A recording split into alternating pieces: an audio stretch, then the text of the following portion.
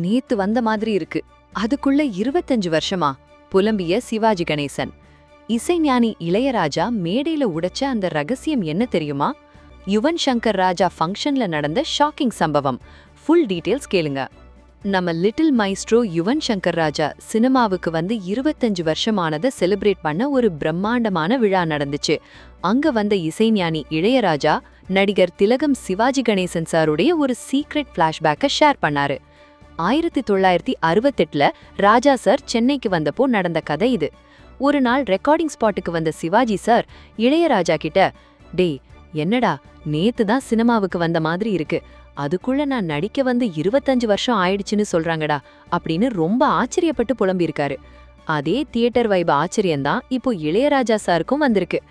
நேத்து பிறந்த குழந்தை மாதிரி இருந்த யுவன் இன்னைக்கு தமிழ் சினிமாவோட பிஜிஎம் கிங்கா மாறி 25 வருஷத்தை கடந்து நிக்கிறாரு. அப்பாவுக்கே ஆச்சரியத்தை கொடுத்த யுவனோட இந்த மாஸ் ஜேர்னி நிஜமாவே அடடா, இது வேற லெவல் எமோஷன் தான். இளையராஜா தம் மகனோட டியூனையே ஒரு படத்துல யூஸ் பண்ணிருக்காருன்னா யுவனோட வெறித்தனம் எந்த லெவல்ல இருந்திருக்கும். காலிவுட்ல எத்தனையோ வாரிசுகள் வந்தாலும் மியூசிக்ல அப்பாவுக்கு அப்புறம் ஒரு சாம்ராஜ்யத்தையே உருவாக்குனது நம்ம யுவன் மட்டும்தான். இளையராஜா பயோபிக் படத்தோட மியூசிக்லயும் இந்த காம்போ மிரட்ட போகுது. யுவன் சங்கர் ராஜாவோட எவர்கிரீன் பிஜிஎம் உங்களுக்கு எது பிடிக்கும்? மங்காத்தாவா, புதுப்பேட்டையா? வீடியோவுக்கு உடனே ஒரு லைக் பண்ணிட்டு ஷேர் பண்ணுங்க.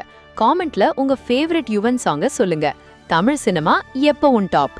ஏன்னா நேத்து வந்த மாதிரி இருக்கு, அதுக்குள்ள 25 வருஷமா?